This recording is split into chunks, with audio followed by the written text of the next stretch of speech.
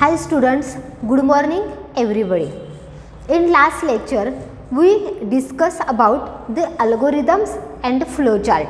There are different types of symbols used to draw a flowchart. Last लेक्चरला आपण काय study केलं तर फ्लोचार्ट कसे ड्रॉ करायचे ते आपण लास्ट लेक्चरला स्टडी केलं.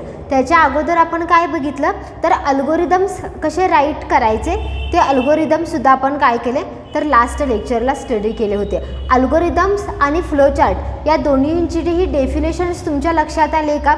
अल्गोरिदम म्हणजे काय तर लॉजिकल इन्स्ट्रक्शन ज्याला तुम्ही कम्प्युटरला प्रोव्हाइड केल्या जातात त्याला त्या सिक्वेन्शियली ज्या पद्धतीने लिहिल्या जातात त्याला त्यांना काय म्हटलं जातं तर अल्गोरिदम. म्हणजे लॉजिकल इन्स्ट्रक्शन्स सिक्वेन्शियली राईट डाऊन करणं म्हणजेच काय करणं तर अल्गोरिदम राईट करणं. मग त्याच्यासाठी आपण काय करतो तर नंबरचा यूज करतो. आणि लास्ट लेक्चरला आपण अजून काय पाहिलं तर फ्लोचार्ट. फ्लोचार्ट म्हणजे काय तर pictorial representation of an algorithm. ज्या वेळेला तुम्ही अल्गोरिदमचं रिप्रेझेंटेशन एका पिक्चर फॉर्मॅटमध्ये करता किंवा डायग्रामच्या स्वरूपामध्ये करता त्याला काय म्हटलं जातं तर फ्लोचार्ट म्हटलं जातं. मग हे फ्लोचार्ट ड्रॉ करण्यासाठी आपण काय केलं तर डिफरंट टाईप्सचे सिम्बॉल्स बघितले. ते जे सिम्बॉल्स आहेत त्या सिम्बॉल्सचाच यूज करून आपण काय करू शकतो तर फ्लोचार्ट ड्रॉ करू शकतो. त्याच्यामध्ये पहिला सिम्बॉल बघितला तो होता टर्मिनल सिम्बॉल की जो स्टार्ट अँड स्टॉपसाठी वापरला जातो. त्याच्यानंतर दुसरा सिम्बॉल बघितला पॅरेलोग्राम की जो इनपुट आणि आउटपुटसाठी वापरला जातो. तिसरा सिम्बॉल बघितला रेक्टँगल बॉक्स की जो प्रोसेसिंगसाठी वापरला जातो. चौथा सिम्बॉल बघितला आपण डिसिजन मेकर किंवा त्याला डायमंड बॉक्स असंही म्हणतात की जो कशासाठी वापरला जातो तर ज्या वेळेला तुम्ही इफची कंडिशन स्पेसिफाय करता त्यावेळेला काय केला जातो तर डायमंड बॉक्सचा यूज केला जातो. अजून सिम्बॉल बघितला की ॲरो. हे जे डिफरंट टाईप्सचे सिम्बॉल्स आहेत ते डिफरंट टाईप्सचे सिम्बॉल्स एकमेकांना कनेक्ट करण्यासाठी काय केला जातो तर ॲरोचा यूज केला जातो. आणि लास्टला जो सिम्बॉल बघितला होता तो होता कनेक्टर की जो कधी वापरला जातो ज्या वेळेला तुमच्या फ्लोचार्टची लेंथ जास्त असेल आणि त्या पेजवरती जर तुमचा फ्लोचार्ट बसत नसेल त्यावेळेला नेक्स्ट पेजवरती तुमचा फ्लोचार्ट कंटिन्यू करण्यासाठी कनेक्टरचा यूज केला जातो. आता या लेक्चरला आपण काय बघणार आहोत तर काही एक्झाम्पल्स आपण सॉर्ट आउट करणार आहोत की ज्याच्यामध्ये आपल्याला अल्गोरिदम्स ही राईट करायचे आहेत आणि फ्लोचार्ट ही आपल्याला ड्रॉ करायचे आहेत. त्यातलं पहिलं एक्झाम्पल जे आहे ते पहिलं एक्झाम्पल आपण बघूया की write an algorithm to calculate sum of two number. आता इथं आपल्याला काय करायचे तर अल्गोरिदमसुद्धा राईट करायचे आणि त्याच्यानुसार काय करायचे फ्लोचार्टसुद्धा ड्रॉ करायचे. आता मी पहिलं स्टेटमेंट तुम्हाला दिलं की write an algorithm to calculate sum of two numbers. इथं मला काय करायचं आहे तर दोन नंबरची सम करायचे आहे. माझ्या माइंडमध्ये पहिल्यांदा काय झालं पाहिजे त्याचं डिझाईन क्लिअर झालं पाहिजे की मला त्याच्यामधून इनपुट काय घ्यायचं आहे तर दोन नंबर लागणार आहेत. त्याच्यासाठी मी प्रोसेसिंग फॉर्म्युला काय वापरणार आहे तर त्या दोन नंबरची ॲडिशन करणार आहे आणि लास्ट स्टेप माझी काय असेल तर तो रिझल्ट प्रिंट करणार आहे. हे माझ्या एकदा माइंडमध्ये फिट झालं की मी काय करणार आहे अल्गोरिदम लिहायला सुरुवात करणार आहे. अल्गोरिदमची पहिली स्टेप काय असणार आहे बघा तर स्टार्ट. त्याच्यानंतर दुसरी स्टेप काय असणार आहे तर input two values A B. मी काय केले तर दोन नंबर इनपुट करून घेतले त्यांना नावं काय दिली ए आणि बी. आता माझ्याकडे दोन नंबर आलेले आहेत. आता मला काय करायचं आहे त्याच्यावरती मॅथमॅटिकल ऑपरेशन करायचे. मला काय फाइंड आउट करायला सांगितले तर सम फाइंड आउट करायला सांगितली. मग मी त्याच्यासाठी फॉर्म्युला वापरला sum is equal to A plus B.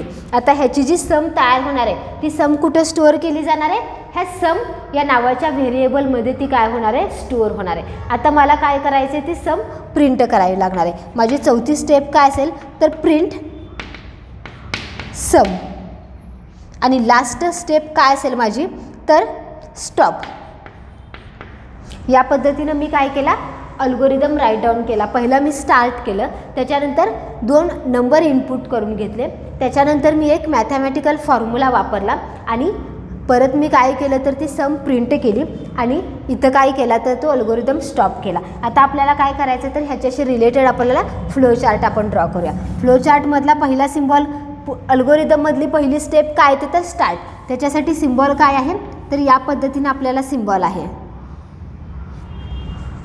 Start. शक्यतो याच्यामध्ये ज्या याला तुम्ही लिहिता त्या याला कॅपिटल नोटेशनमध्ये लिहायचं मी सांगितले. त्याच्यानंतर मी दुसरं काय सांगितलं step input two values. Input करण्यासाठी कोणता सिम्बॉल वापरला जातो तर या पद्धतीचा पॅरलोग्राम वापरला जातो. ज्या पद्धतीनं मी एकाच स्टेटमेंटमध्ये काय केलं तर त्या दोन व्हॅल्यू इनपुट करून घेतलेत त्याच पद्धतीनं मी इथं काय करणार आहे तर इनपुट ए बी इथं काय केल्यात दोन व्हॅल्यू इनपुट करून घेतलेत. आता हे दोन जे सिम्बॉल्स आहेत हे दोन सिम्बॉल्स आपल्याला काय करायचे जॉईंट करायचे आहेत. त्याच्यासाठी काय केला मी ॲरोचा यूज केला. तिसरी स्टेप काय माझी तर मी फॉर्म्युला वापरला. आता फॉर्म्युलासाठी काय यूज केला जातो तर बॉक्स यूज केला जातो की ज्याच्यामध्ये आपल्याला काय करायचं आहे फॉर्म्युला लिहायचा आहे. त्याच्यासाठी मी हा बॉक्स यूज केला. याच्यामध्ये sum is equal to A plus B हा मी फॉर्म्युला यूज केला. परत मी काय केलं तर हे दोन एकमेकांना कनेक्ट केले. त्याच्यानंतर काय आहे तर प्रिंट सम रिझल्ट आउटपुट दाखवण्यासाठी सुद्धा या पद्धतीचाच बॉक्स वापरायचा आहे. मग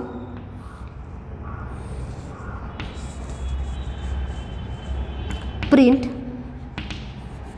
सम हे दोन बॉक्स एकमेकांना जोडले आणि सगळ्यात लास्टला काय येणार आहे माझं stop.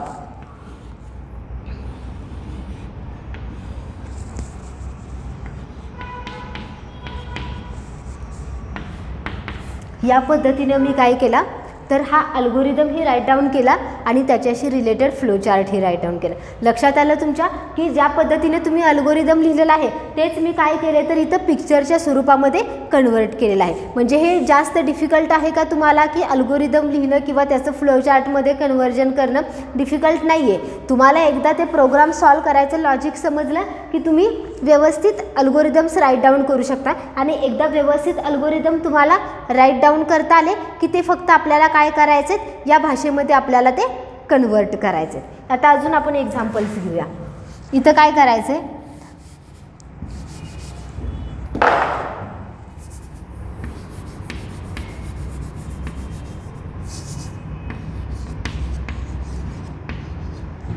Calculate average of 3 numbers. मी दुसरा अल्गोरिदम घेतला कॅल्क्युलेट ॲव्हरेज ऑफ 3 नंबर्स. याच्यामध्ये मला काय सांगितले तर मला 3 नंबरचं ॲव्हरेज कॅल्क्युलेट करायचं आहे. त्याच्यासाठी आपण अल्गोरिदम लास्ट लेक्चरला स्टडी केला होता की आपल्याला जर 3 नंबरचं ॲव्हरेज फाइंड आउट करायचं असेल किंवा कोणतंही जर ॲव्हरेज फाइंड आउट करायचं असेल तर ते कसं फाइंड आउट केलं जातं. त्याच्यासाठी माझी पहिली स्टेप तीच राहणार आहे स्टार्ट. दुसऱ्या स्टेपला मला काय करावं लागेल तर मला 3 नंबरचं ॲव्हरेज फाइंड आउट करायचं. मग मला इनपुट नंबर किती करून घ्यावे लागतील 3 number. Input 3 values A B and C. मी 3 व्हॅल्यूज इनपुट करून घेतल्या. त्याच्यानंतर माझा इथं फॉर्म्युला चेंज होणार आहे. माझा ॲव्हरेज फाइंड आउट करण्याचा फॉर्म्युला काय असेल तर average is equal to A plus B plus C divided by 3. याने मला काय मिळू शकेल तर ते 3 व्हॅल्यूचे ॲव्हरेज मिळू शकेल. मग मी इथं फॉर्म्युला काय वापरला बघा A V J is equal to A plus B plus C divided by 3. मी काय केलं ह्या फॉर्म्युल्याचा यूज केला आणि इथं मला काय मिळणार आहे आता ॲव्हरेज मिळणार आहे. हे जे ॲव्हरेज मिळणार आहे ते मी स्टोअर कशामध्ये केलं तर त्याच्यासाठी एव्हीजे एक नाव यूज केलं किंवा त्याच्यासाठी एव्हीजे नावाचा एक व्हेरिएबल यूज केला आणि त्याच्यामध्ये काय होणार आहे ते ॲव्हरेज स्टोअर केलं जाणार आहे. आता नंतर मला काय करावं लागेल तर ते आउटपुट दाखवावं लागेल. म्हणजेच ते ॲव्हरेज काय करावं लागणार आहे मला प्रिंट करावं लागणार आहे. मग मी काय इथं म्हणते प्रिंट एव्हीजे. इथं काय केलं तुमचं ॲव्हरेज प्रिंट केलं, तुमचा अल्गोरिदम स्टॉप झाला. आता याच्याशी रिलेटेड आपल्याला फ्लो चार्टमध्ये आता आपण काय करणार आहोत पहिला सिम्बॉल स्टार्टसाठी स्टार्ट राहणार आहे. दुसऱ्यामध्ये काय केलं आहे तर 3 व्हॅल्यूज आपण इनपुट करून घेतल्यात ए बी सी. इथं सुद्धा मी 3 व्हॅल्यूज इनपुट करून घेते. Input ABC. त्याच्यानंतर माझा मॅथमॅटिकल फॉर्म्युला काय वापरला आहे, AVJ is equal to A+B+C divided by 3. मी इथं मॅथमॅटिकल फॉर्म्युला वापरते. AVJ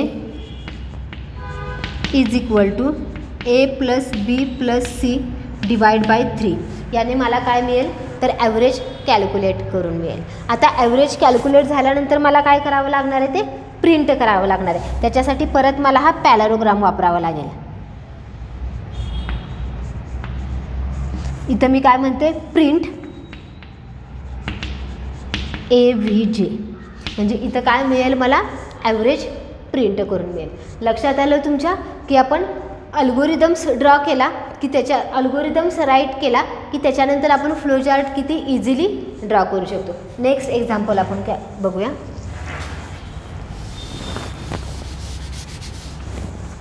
calculate area of triangle. आता या अल्गोरिदम्समध्ये आपल्याला काय करायचं आहे तर ट्रायंगलचा जो एरिया आहे तो ट्रायंगलचा एरिया काय करायचा आहे, कॅल्क्युलेट करायचा आहे. मग ट्रायंगलचा एरिया फाइंड आउट करण्यासाठी आपल्याला काय लागणार आहे तर त्या ट्रायंगलची हाईट आणि बेस हे दोन्ही माहीत असणं गरजेचं आहे. तरच आपण काय करू शकतो तर त्या ट्रायंगलचा एरिया कॅल्क्युलेट करू शकतो. म्हणजेच आपल्याला इनपुटमध्ये काय लागणार आहे तर हाईट आणि बेस आपल्याला इनपुट करून घ्यावं लागणार आहे. माझी पहिली स्टेप काय असणार आहे तर स्टार्ट असणार आहे. दुसऱ्या स्टेपला मी काय करते तर इनपुट करून घेते. Input height and base values. मी काय करते दुसऱ्या स्टेपला हाईट आणि बेसच्या व्हॅल्यूज इनपुट करून घेते. आता मला व्हॅल्यू मिळाल्या की मला काय करता आला पाहिजे तर मॅथमॅटिकल फॉर्म्युला यूज करता आला पाहिजे. मग एरिया फाइंड आउट करायचा मॅथमॅटिकल फॉर्म्युला काय आहे तर area is equal to ½ into height into base. ट्रायंगलचा एरिया कॅल्क्युलेट करण्यासाठी जो फॉर्म्युला वापरला जातो तो काय आहे, 1/2 इथं जे आहे ते कॉन्स्टंट तसंच राहणार आहे. त्याची व्हॅल्यू तुम्ही इनपुट करून घेणार आहे का, नाही आहे, कारण ते काय आहे तर त्या फॉर्म्युल्यामधली कॉन्स्टंट व्हॅल्यू आहे. म्हणून जे काही कॉन्स्टंट असतील, काही फॉर्म्युल्यामध्ये तुम्हाला पायची व्हॅल्यू असते. ज्या वेळेला तुम्ही सर्कलचा एरिया फाइंड आउट करता त्यावेळेला सर्कलच्या एरियामध्ये पायची जी व्हॅल्यू आहे ती पायची व्हॅल्यू कशी असते, कॉन्स्टंट असते. ती आहे तशी तुम्ही यूज करता. इथंसुद्धा आपल्याला काय करायचं आहे तर ज्या काही कॉन्स्टंट गोष्टी आहेत किंवा ज्या काही कॉन्स्टंट व्हॅल्यू आहेत त्या आहे अशा तुम्हाला काय करायचे तिथं पुटअप करायचे. मग एरिया इज इक्वल टू 1/2 आहे असं येणार आहे. त्याच्यानंतर इथं आपण हाईट आणि बेस इनपुट करून घेतलं, ते आपण काय केलं इथं आपल्या फॉर्म्युल्यामध्ये ॲड केला. आणि याच्यानंतर आपल्याला काय करायचं आहे तर कॅल्क्युलेट झालेला एरिया प्रिंट करायचं आहे. प्रिंट एरिया आणि स्टॉप. या पद्धतीनं तुम्हाला काय मिळू शकतं तर तुमचा एरिया फाइंड आउट केला जातो. आता याच्यामध्ये आपल्याला चेंजेस कुठं करायचे, पहिलं स्टार्ट असणारच आहे. नंतर आपण काय केलेलं आहे तर इनपुट करून घेतलेलं आहे. इनपुट काय केले तर हाईट आणि बेस. इथं मी लिहिते इनपुट हाईट अँड बेस. याच्यासाठी तुम्ही स्मॉल नोटेशन ही वापरू शकता. म्हणजे एखाद्याला हे हाईट हे पूर्ण जर नाव वापरायचं नसेल तर त्याच्यासाठी तो इनपुट H म्हणू शकतो किंवा बेससाठी इनपुट B म्हणू शकतो. म्हणजे तुम्हाला वाटेल ते तुम्ही काय करू शकता तिथं नोटेशन्स त्याच्यासाठी वापरू शकता. मी इथं हाईट आणि बेस वापरले, म्हणजे तुम्ही हाईट आणि बेस वापरावं असं नाही, तर त्याच्यासाठी स्मॉल नोटेशन्स ही तुम्ही वापरू शकता. H आणि Bचंही तुम्ही तिथं काय करू शकता यूज करू शकता. त्याच्यानंतर मला काय करायचं तर प्रोसेसिंग करायचं आहे. मला एरिया कॅल्क्युलेट करायचा आहे. मग इथं एरियासाठी मी फॉर्म्युला काय लिहिला तर area is equal to 1/2 height into base. मी इथं फॉर्म्युला लिहिला आणि त्याच्यानंतर मी प्रिंट काय करते तर एरिया प्रिंट करते. लक्षात आलं. की तुमच्या आपण जे काही अल्गोरिदम्समध्ये राईट डाऊन करतो तेच आपण काय करतो आहोत तर फ्लोचार्टमध्ये आपल्याला कन्वर्ट करायचं आहे. याच्यामध्ये खूप सारे कॉम्प्लिकेशन्स वगैरे असं काही नाही आहे. एकदा जर तुम्हाला अल्गोरिदम्स राईट करता आले तर त्याच्याशी रिलेटेड आपल्याला फ्लोचार्टसुद्धा काय करता येतात तर इझिली राईट करता येतात. नेक्स्ट एक्झाम्पल आपण बघूया. Calculate area of square.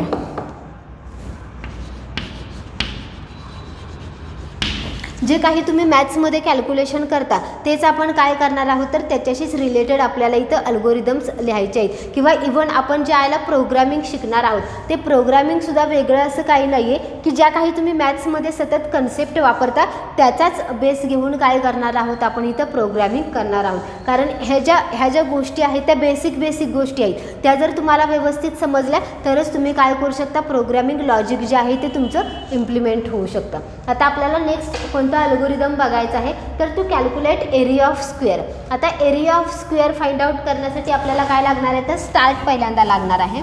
त्याच्यानंतर स्क्वेअरचा एरिया जर फाइंड आउट करायचा असेल तर मला पॅरामीटर काय लागणार आहे, एकच पॅरामीटर लागणार आहे साईड. कारण एरिया ऑफ स्क्वेअरचा फॉर्म्युला जर आपण बघितला तर साईड स्क्वेअर आहे, बरोबर आहे. मग इथं आपल्याला फक्त एक साईड आपल्याला इनपुट करून घ्यावी लागणार आहे. मग इनपुट साईड हे मी पॅरामीटर इनपुट करून घेतलं. आता त्याच्यानंतर काय करायचं आहे मला फॉर्म्युलाचा यूज करायचा आहे. आता हा फॉर्म्युला माझा काय असणार आहे तर area is equal to side square. आता ज्याला तुम्ही कम्प्युटरमध्ये या पद्धतीनं कॅल्क्युलेशन्स करता किंवा आपल्या प्रोग्रामिंग भाषेमध्ये ज्यावेळेला तुम्ही असे फॉर्म्युले स्क्वेअरचे वापरता त्यावेळेला आपल्याला मॅथ्समध्ये सवय असते की आपण काय करतो तर साईड स्क्वेअर या पद्धतीनं लिहितो. पण आपल्या CS भाषेमध्ये असं न लिहिता त्याच्यासाठी काय लिहावं लागतं तर area is equal to side into side. Calculation कसं झालं तुमचं तर side into side. Side square म्हणायचं आहे का आपल्याला इथे नाही आहे. आपल्याला लिहिताना काय करायचं तर साईड इंटू साईड या पद्धतीनं काय करायचं आहे आपल्याला लिहायचं आहे. त्याच्यानंतर काय करायचं आहे तर हे प्रिंट आऊट करायला लागेल. प्रिंट एरिया या पद्धतीनं काय होणार आहे तुमचा एरिया प्रिंट केला जाईल. आता त्याच्यासाठी फ्लो चार्ट आपल्याला काय लिहावा लागणार आहे बघा. इथं मी इनपुट करून काय घेतलं आहे तर साईड इनपुट करून घेतलेलं आहे. म्हणून इनपुट साईड की जे इनपुट बॉक्समध्ये आहे. त्याच्यानंतर मी प्रोसेसिंगसाठी फॉर्म्युला काय वापरला आहे तर area is equal to side square. Area is equal to side into side. आता अजून एक गोष्ट मी इथं सांगते की ज्यावेळेला तुम्ही मल्टिप्लिकेशन साईन कम्प्युटरमध्ये वापरता त्यावेळेला ते क्रॉस साईन न वापरता काय वापरलं जातं तर स्टारचं जे साईन आहे ते स्टारचं sign as a multiplication sign म्हणून तुम्ही वापरायचं आहे. कुठेही तुम्ही क्रॉस साईन यूज करायचं नाही आहे. जिथं कुठं तुम्हाला मल्टिप्लिकेशन करायचं असेल त्या ठिकाणी काय करायचं आहे तर त्या स्टारच्या साईनचा तुम्हाला तिथं यूज करायचा आहे. आणि लास्टला आपण काय करणार आहोत तर तो एरिया प्रिंट करणार आहोत. लक्षात आलं की आपल्याला अल्गोरिदम्स आणि फ्लोचार्ट कसे ड्रॉ करायचे. हे जे अल्गोरिदम्स आणि फ्लोचार्ट होते ते आपण साधे अल्गोरिदम्स आणि फ्लोचार्ट बघितले की जिथं आपल्याला ॲव्हरेज फाइंड आउट करता येऊ शकतं किंवा जिथं आपल्याला एरिया फाइंड आउट करता येऊ शकतो. आता नेक्स्ट आपण जे अल्गोरिदम आणि फ्लोचार्ट बघणार आहोत ते कसे असणार आहेत तर ब्रँचिंगचे अल्गोरिदम्स असणार आहेत किंवा ते फ्लोचार्ट त्या पद्धतीने असणार आहेत की जिथं तुम्हाला डिसिजन मेकिंगचा यूज करावा लागेल.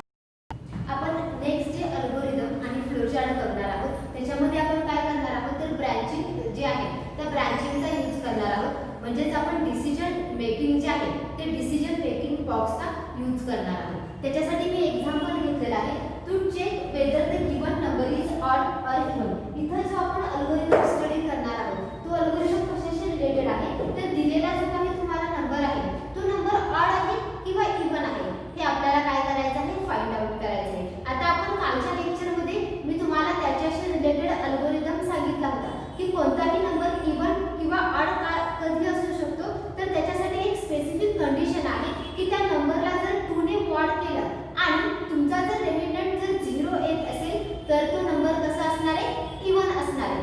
अदरवाईज तो नंबर कसा असणार आहे ऑड असणार आहे. त्याच्यासाठीचा algorithm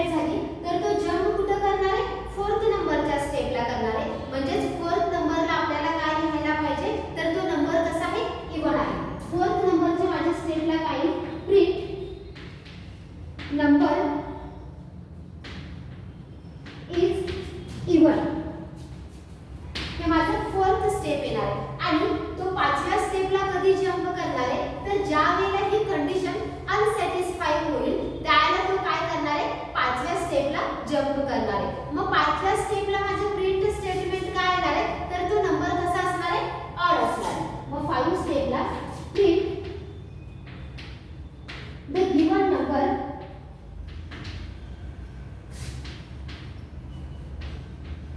is odd.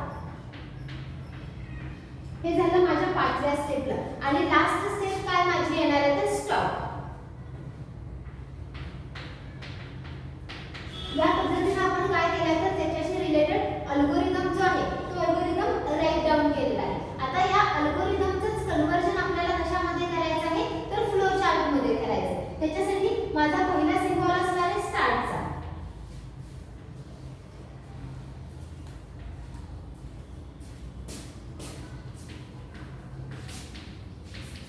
After that मी काय केलंय तर एक नंबर इनपुट करून घेतला आहे. मला काय वापरावं लागणार, तर इनपुट साठीचा जो सिम्बॉल आहे तो सिम्बॉल मला पॅराग्राफ यूज करावा लागणार आहे.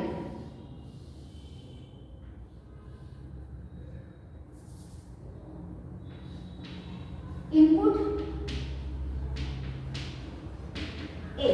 ओके, आपला नंबर इनपुट झालेला आहे. आता आपल्याला काय करावे लागणार, तर कंडिशन चेक करावी लागणार आहे की तो नंबर इव्हन आहे किंवा ऑड आहे. मग इथं कोणत्या गोष्टी येतात, तर जर आणि तर, म्हणजे इफ देनचा इथं आपल्याला यूज करायचं आहे. मग त्याच्यासाठी आपल्याला काय करावं लागणार आहे, तर ती कंडिशन डायमंड बॉक्स मध्ये प्रेझेंट करावी लागणार आहे. त्याच्यासाठी मी हा डायमंड बॉक्स ड्रॉ केला.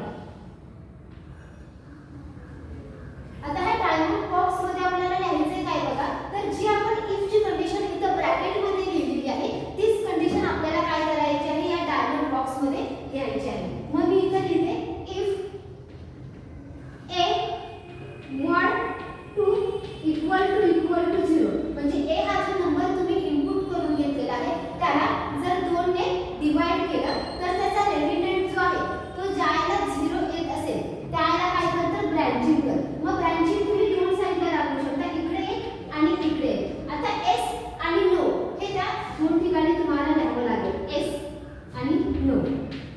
आता हे s म्हणजे काय सांगतं, तर हे जे मॅथमॅटिकल इक्वेशन तुम्ही इथं राईट डाऊन केलेलं आहे ते जर ट्रू इव्हॅल्युएट झालं तर तुम्ही कोणत्या साइडला जाणार आहात, s च्या डायरेक्शनला जाणार आहात. पण जर तुमचं मॅथमॅटिकल इक्वेशन फॉल्स इव्हॅल्युएट झालं तर तुम्ही कोणत्या डायरेक्शनला जाणार आहात, नो च्या डायरेक्शनला जाणार आहात. मग जर तुमचं हे इक्वेशन ट्रू इव्हॅल्युएट झालं तर तुम्हाला रिझल्ट काय मिळणार आहे, तर देन गो टू स्टेप 4. आणि स्टेप 4 मध्ये काय लिहिलंय, तर इव्हन नंबर. मग ट्रूच्या साइडला आपल्याला काय लिहायला पाहिजे, तर प्रिंट आपल्याला करायचं आहे. म्हणजे परत या पद्धतीचा बॉक्स आपल्याला इथे ड्रॉ करावा लागेल. आणि इकडच्या साइडला सुद्धा सेम त्याच टाइपचा बॉक्स आपल्याला ड्रॉ करावा लागेल.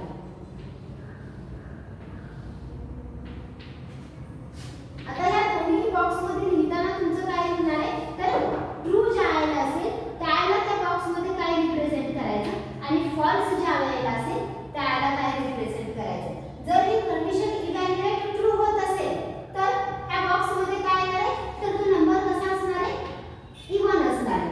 आणि जर कंडिशन फॉल्स इव्हॅल्युएट होत असेल तर ह्या बॉक्स मध्ये काय येणार आहे, तुमचं ऑड येणार आहे.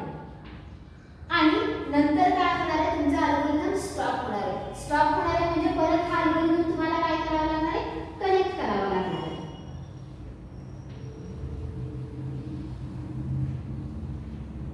स्टॉप. लक्षात आलं की आपण अल्गोरिदम जो आहे त्या पद्धतीने फ्लोचार्ट कसा ड्रॉ केलेला आहे. तुम्ही हे जे व्हिडिओज जे आहे तुम्ही वॉच करता त्याला मध्ये आधी तो व्हिडिओ पॉज करून तुम्ही काय करा, तर हे जे काही अल्गोरिदम्स मी राईट डाऊन करून तुम्हाला देते किंवा हे फ्लोचार्ट जे राईट डाऊन करून दिलेले आहे तिथं ब्लॅक बोर्ड वरती ते व्हिडिओज मधून तुम्ही काय करा, तर तुमच्या नोटबुक मध्ये ड्रॉ करायचा प्रयत्न करा. व्हिडिओ थोड्या वेळासाठी थांबवा आणि हे जे आपलं चाललेलं आहे अल्गोरिदम आणि फ्लोचार्ट हे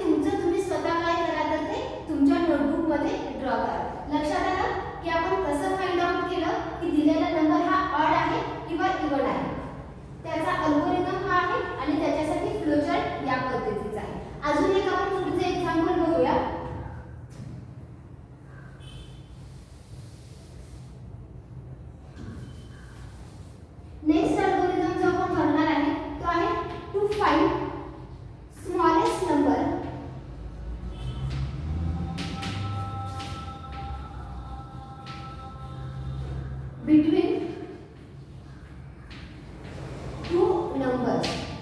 आता नेक्स्ट अल्गोरिदम जो आपण बघणार आहोत तो अल्गोरिदम काय आहे, तर इथं आपल्याला काय करायचं तर स्मॉलेस्ट नंबर फाइंड आउट करायचा आहे. दोन नंबर तुम्हाला दिलेले आहेत आणि त्या दोन नंबर पैकी काय करायचं आहे आपल्याला, स्मॉलेस्ट नंबर कोणता असेल तो फाइंड आउट करायचा आहे. मग स्मॉलेस्ट नंबर फाइंड आउट करण्यासाठी आपल्याकडे काय केलं तर साइनचा वापर केला जातो, बरोबर आहे. Less than sign, greater than sign, या साइनचा यूज करून आपण काय करतो तर स्मॉलेस्ट जे आहे किंवा ॲज अ कम्पेअर ज्या वेळेला तुम्हाला करायचं असेल त्यावेळेला आपण काय करतो तर ह्या बेसिक साइनचा यूज करून कंपॅरिझन करत असतो. आता आपण अल्गोरिदम जो लिहिणार आहोत तो आहे स्मॉलेस्ट नंबर फाइंड आउट करणे.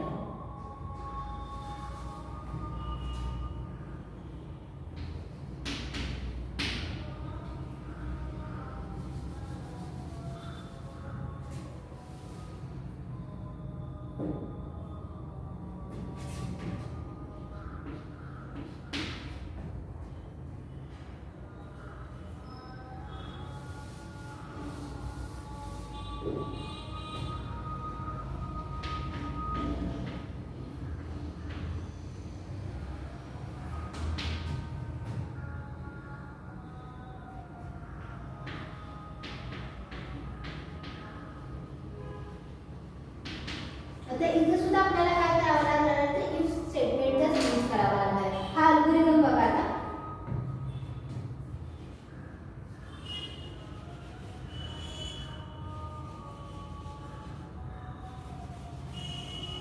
अल्गोरिदम मध्ये मला काय करायचं आहे तर दोन नंबर मधला स्मॉलेस्ट नंबर फाइंड आउट करायचा आहे. आता दोन नंबर मधला स्मॉलेस्ट नंबर फाइंड आउट करण्यासाठी मला पहिल्यांदा काय करावं लागणार आहे तर ते दोन नंबर इनपुट करून घ्यावे लागणार आहे, तरच मी काय करू शकते त्याच्यातला स्मॉलेस्ट नंबर जो आहे तो फाइंड आउट करू शकते. मग पहिली माझी स्टेप येणार आहे स्टार्टची, दुसरी स्टेप येणार आहे input number A and B. मी काय केले तर दोन नंबर इनपुट करून घेतले, पहिल्या नंबरला नाव दिलं ए आणि दुसऱ्या नंबरला नाव दिलं बी. आता मला काय करायचंय तर त्यातला स्मॉलेस्ट नंबर फाइंड आउट करायचा. मी सुरुवातीला काहीतरी अज्यूम करायला पाहिजे की बाबा ए स्मॉलेस्ट असेल किंवा बी स्मॉलेस्ट असेल असं मी कन्सिडर करायला पाहिजे. दोन्हीपैकी एक कुठला तरी नंबर स्मॉलेस्ट असणार आहे, इक्वल नंबर दोन्ही नसणार आहे. मग मी काय अज्यूम केलं तर इफ ए इज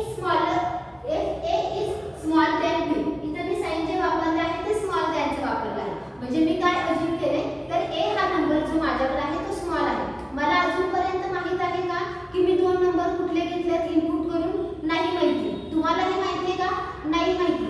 मग अशा वेळेला काय केलं जातं तर कोणती तरी एक कंडिशन तुम्ही तुमच्या माइंडमध्ये ट्रू इव्हॅल्युएट करावी लागणार आहे किंवा कोणता तरी एक नंबर त्याच्यातला स्मॉलेस्ट आहे हे कन्सिडर करूनच तुम्हाला काय करावं लागणार आहे, पुढे जावं लागणार आहे. इथं मी काय कन्सिडर केलं किंवा इथं मी काय अज्यूम केलं तर माझ्याकडचा ए जो नंबर आहे तो बी पेक्षा लहान असणार आहे किंवा तुम्ही काय करू शकता तर बी हा ए पेक्षा लहान असू शकतो. तुम्ही तुमच्या माइंडनुसार काय करायचं आहे लॉजिक तिथं इम्प्लिमेंट करायचं. हे जे लॉजिक आहे ते माझं स्वतःचं लॉजिक आहे, त्या पद्धतीने तुम्ही तुमच्या लॉजिकने सुद्धा हे इम्प्लिमेंट करू शकता. तुमच्यापैकी एखाद्या स्टुडंटला वाटलं की नाही बी हा स्मॉलेस्ट मला दाखवायचे किंवा मला असं कन्सिडर करायचे की बी हा स्मॉलेस्ट आहे ए पेक्षा, तर फक्त इथं काय होणार आहे ए ची जागा बी घेणार आहे आणि बी ची जागा ए घेणार आहे. तुमच्या पद्धतीने तुम्ही काय करायचं तर ते लॉजिक त्याला लावायचं आहे. इथं मी काय अज्यूम केलं तर ए हा स्मॉलेस्ट आहे बी पेक्षा. मग त्याला काय येणार आहे दे गो टू स्टेप 4. ज्याला खरोखरच मी अज्यूम केलेला नंबर ए हा बी नंबर पेक्षा जर स्मॉलेस्ट असेल तर तो काय होणार आहे 4th स्टेपला जाणार आहे आणि त्यावेळेला तिथे मला काय प्रिंट होणार आहे तर ए इज स्मॉलेस्ट. पण जर मी अज्यूम केलेला ए हा नंबर जर बी पेक्षा लहान नसेल आणि तो जर बी पेक्षा मोठा असेल तर अदरवाइज गो टू स्टेप 5. कुठे जायला सांगितले आपल्याला तर 5 स्टेपला. मग अशा ठिकाणी स्मॉलेस्ट नंबर जो असणार आहे तो कोणता असणार आहे बी असणार आहे. म्हणजे तुम्ही तुमच्या माइंडमध्ये पहिल्यांदा एखादी कंडिशन किंवा एखादा नंबर स्मॉलेस्ट आहे हे पहिल्यांदा तुम्ही तुमच्या माइंडमध्ये काय करायचं आहे सेट करायचं आहे आणि त्यानुसार तुमचा अल्गोरिदम काय होणार आहे पुढे जाणार आहे. तुमच्या लॉजिकनुसार तुमचा अल्गोरिदम काय होणार आहे चेंज होत जाणार आहे. आता इथं आपण काय करूया बघा तर पहिल्यांदा स्टार्ट होणार आहे. स्टार्ट झाल्यानंतर मी काय करते तर दोन नंबर्स घेते. इनपुट काय करून घेतले A and B. Input A and B. मी काय केले 2 नंबर इनपुट करून घेते. आता 2 नंबर इनपुट केल्यानंतर मला इथं डिसिजन बॉक्स मध्ये काय चेक करावं लागणार आहे की ए हा बी पेक्षा स्मॉलेस्ट आहे का. ए इज स्मॉल दॅन बी आहे का. जर ही कंडिशन ट्रू इव्हॅल्युएट झाली तर तो काय करणार आहे एस साइडला जाणार आहे आणि इथं काय प्रिंट होणार आहे ए इज स्मॉल. आणि जर ही कंडिशन फॉल्स इव्हॅल्युएट झाली तर इथं काय कंडिशन होणार आहे बी इज स्मॉल. आणि सगळ्यात शेवटी काय होणार आहे स्टॉप. म्हणजे फॉर एक्झाम्पल जर मी ए ची व्हॅल्यू 5 घेतली आणि बी ची व्हॅल्यू 10 घेतली. लक्षात घ्या इथं व्हॅल्यू कुठल्याही सुरुवातीला घेतल्या नाहीत. कोणत्याही व्हॅल्यूसाठी हा अल्गोरिदम काय असला पाहिजे तुमचा परफेक्ट असला पाहिजे. सपोज मी ए ची व्हॅल्यू 5 घेतली आणि बी ची जर व्हॅल्यू 10 घेतली तर इथं आल्यानंतर तो पहिल्यांदा बघणार आहे की 5 हे लेस दॅन आहे का 10 पेक्षा. ओके बरोबर आहे. कंडिशन इथं काय इव्हॅल्युएट होते ट्रू इव्हॅल्युएट होते कारण ए ची व्हॅल्यू 5 आहे आणि बी ची व्हॅल्यू 10 आहे. 5 हे नक्कीच 10 पेक्षा काय आहे स्मॉल आहे. मग इथं कंडिशन जर ट्रू इव्हॅल्युएट झाली तर तुम्ही एस च्या डायरेक्शनला जाणार आहात आणि तुमचं काय प्रिंट होणार आहे ए इज स्मॉलेस्ट. मग त्याला हा पार्ट प्रिंट होणार नाही डायरेक्ट तुमचा अल्गोरिदम काय होणार आहे स्टॉप होणार आहे. पण जर मी ए ची व्हॅल्यू 15 घेतली आणि बी ची जर व्हॅल्यू 10 घेतली तर या केसमध्ये A is less than B ही जी कंडिशन आपण लिहिलेली आहे ती ट्रू इव्हॅल्युएट होते का नाही इव्हॅल्युएट होते. ती काय इव्हॅल्युएट होते तर फॉल्स इव्हॅल्युएट होते. मग त्याला तुम्ही कोणत्या डायरेक्शनने जाणार आहात तर नो च्या डायरेक्शनने जाणार आहात आणि त्याला काय प्रिंट होणार आहे तर बी इज स्मॉलेस्ट आणि तुमचा अल्गोरिदम इथं स्टॉप होणार आहे. ज्याला तुम्ही ब्रँचिंग करता अल्गोरिदमचं त्यावेळेला एकतर तुमचा एस मधला पार्ट प्रिंट केला जातो किंवा नो मधला पार्ट प्रिंट केला जातो. ह्या दोन्हीपैकी एकच पार्ट काय केला जातो ॲट अ टाइम प्रिंट केला जातो आणि सगळ्यात शेवटी काय आहे तर तुमचं स्टॉप होतो. लक्षात आलं की डिसिजन मेकिंगचा यूज करून आपण कसे अल्गोरिदम्स ड्रॉ केले आणि कसे फ्लोचार्ट ड्रॉ केले. नेक्स्ट लेक्चरला आपण नेक्स्ट पार्ट जो असेल या चॅप्टरचा तो स्टडी करूया. Good bye. Have a nice day.